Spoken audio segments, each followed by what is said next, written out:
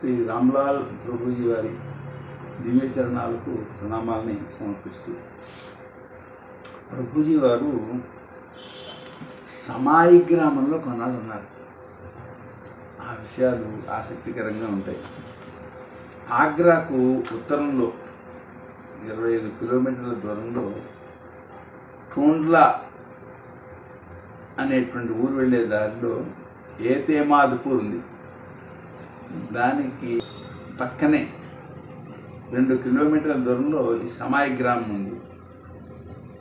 శ్రీ రామ్లాల్ ప్రభుజీ వారు అక్కడ కొన్నాళ్ళు ఉన్నారు. అక్కడ జనానికాన్ని వారు ఉద్ధరించారు. ఎందరో ఆర్తుల్ని ఆయన అనుగ్రహిస్తారు మహాప్రభు. ఆయన 5 నెలలు సుమారు అక్కడ నివసించారు. సమాయి గ్రామం ఇంత చూస్తే 2000 జనాభా ఉన్నారు ఆ ఊళ్ళో. మరి ఆ మహానుభావుడికి అక్కడ ఎందుకంత అనుగ్రహం కలిగిందో. మొదట 3 నెలలు బస చేశారు. దేశ పర్యటన చేసే కాలంలో 3 నెలలు అక్కడ ఉన్నారు. ఆ తర్వాత కైవల్య శృంగంలో ఉండేటువంటి విశ్వేశ్వర మహాప్రభుజీ దగ్గరికి వెళ్ళారు. అక్కడ కొంతకాలం ఉన్న తర్వాత మళ్ళీ తిరిగి వచ్చేటప్పుడు మళ్ళీ సమాయి గ్రామంలో 2 నెలలు ఉన్నారు. అది ఆ గ్రామం యొక్క అదృష్టం. అక్కడ ఒక సిద్ధ గుహ అనే ప్రఖ్యాతి పొందిన గుహ ఉన్నది. ఆ గుహలో ఆయన ఉండేవారు అన్నమాట. అందుకనే ప్రభుజీ శిష్యులు శ్రీ చంద్రమోహన్జీ మహారాజు ఆ గ్రామానికి వచ్చి ఆ సిద్ధ గుహ దగ్గర పెద్ద ఆశ్రమాన్ని కట్టారు. భారతదేశంలో ఉండే యోగ సాధనాశ్రమాల్లో చాలా పెద్దవాటిలో ఇది ఒకటి, ఈ సిద్ధ గుహ అన్నమాట. కనుక ఇప్పుడు ఆ సమాయి గ్రామం దగ్గర ఉండేటువంటి కొన్ని విశేషాల గురించి మనం చెప్పుకున్నాం. ఆ గ్రామానికి ఎందరో వస్తుంటారు. అక్కడికి ఉత్తరప్రదేశ్, బీహార్, బెంగాల్ ఇలాంటి రాష్ట్రాల్లోంచి వస్తుంటారు. వాళ్ళందరూ స్వామివారి యొక్క గుహను దర్శించిన తర్వాత స్వామివారి దివ్యలీలను గ్రామవాసులు చెప్తూ ఉంటారు. రామ్లాల్ ప్రభుజీ శిష్యులు ఒకసారైనా ఆ సమాయి గ్రామం చూడటం అవసరం. ఎందుకంటే ప్రభుజీ యొక్క స్పర్శ చేత, ఆయన ఉనికి చేత పవిత్రమైన ప్రదేశం. రామ్లాల్ ప్రభుజీ పర్యటన చేస్తూ హాథరస్ అనే పట్టణానికి వచ్చారు. అక్కడి చిన్న గ్రామాల్లో తిరుగుతున్నారు. బర్హన్ అనే గ్రామానికి వచ్చారు. అక్కడ ఠాకూర్ దాస్ అనేటువంటి ఆయన భగవద్భక్తుడు, చాలా వినయం కలవాడు. ఆయన నిరంతరం ధ్యాన సాధన చేస్తుండేవాడు. మహాత్ముల యొక్క సేవ కూడా చేసేవాడు. ఆయన ఈ జటాజుటాలతోటి మంచి పచ్చని పసిమి శరీరంతో, పసిమిబంది శరీరంతో పరమేశ్వరుడిలా ఉన్నటువంటి ప్రభుజీ దర్శనాన్ని పొందాక ఆయన మా గృహానికి దయచేయండి అని ప్రార్థించాడు. ప్రభుజీ వాళ్ళ ఇంట్లో కొన్నాళ్ళు ఉన్నారు. అక్కడ 15 రోజులు ఉంటే ఆ రోజులో ఎందరో భక్తులు ప్రభుజీ యొక్క అనుగ్రహం వలన కష్టాలని పోగొట్టుకున్నారు. ప్రభుజీ ఒకరోజు ఠాకూర్ దాస్ని కూర్చోబెట్టి, నాయనా, నేను నీకు కొన్ని ఆయుర్వేద యోగాలు చెప్తాను, శ్రద్ధగా విను. వాటి వలన నీకు అనేక రోగాలకు చికిత్స చేయడం వస్తుంది, నీకు పుణ్యం వస్తుంది, దీనిలో లాభం కలుగుతుంది అని చెప్పని కొన్ని ఆయుర్వేద యోగాల్ని ఆయన బోధించారు. చూడండి ఎంత అనుగ్రహము. ఆ తర్వాత ఆ గ్రామం నుంచి బయలుదేరారు.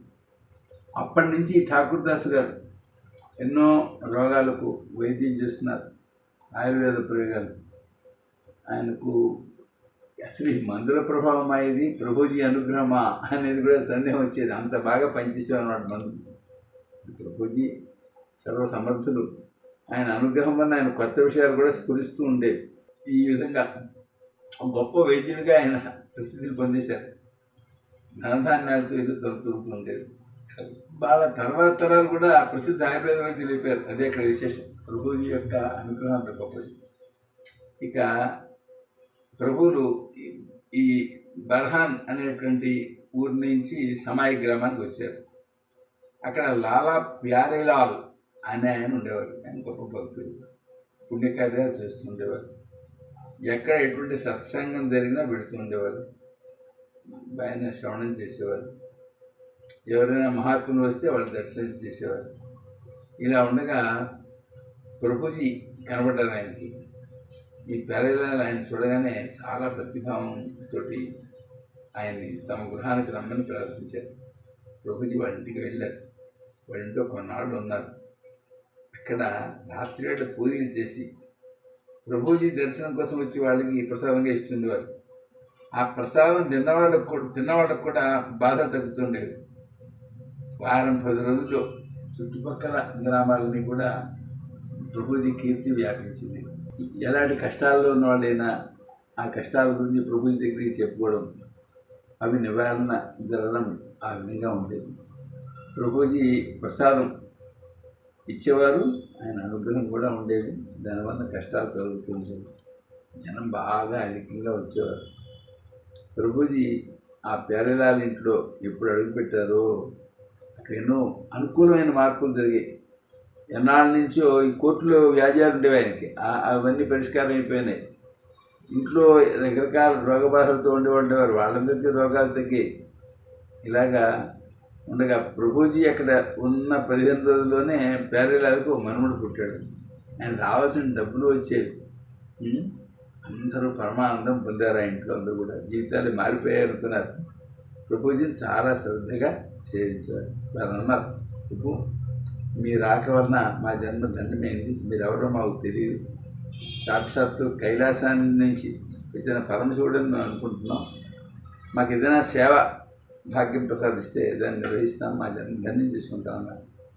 అంటే ప్రభుజీ అన్నారు, మాకు ఏకాంతవాసం చేయాలని సంకల్పం కలుగుతుంది.